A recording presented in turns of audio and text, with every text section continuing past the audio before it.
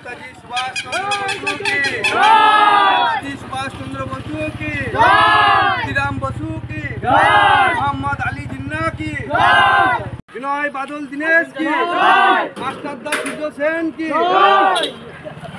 এরপর আমাদের এখানে ফাটিকা দক্ষিণ পাড়ার বুথের পতাকা উত্তোলন শেষ হলো। এরপর আমাদের হাফিজুর রহমান মন্ত্রী সাহেবকে এবং আমাদের অঞ্চল প্রেসিডেন্ট নুর আলী মহাশয়কে কিছু আমরা বলার জন্য অনুরোধ করছি।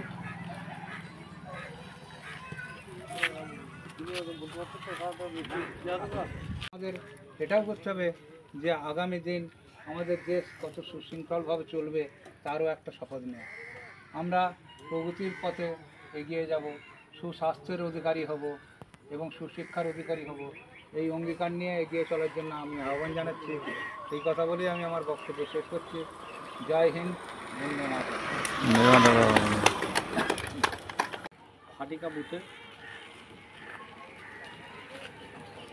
15ই আগস্ট পতাকা উত্তোলনের মধ্য দিয়ে যে পরিবেশ গড়ে উঠেছে সেটা হচ্ছে স্বাধীন, যে আমরা স্বাধীন পেয়েছি, যার আনন্দে এই উৎসব প্রতিটা জায়গাতে আমরা অনুসরণ করছি এবং পতাকা উত্তোলনের মধ্য দিয়ে আমরা আনন্দ উৎসব করছি।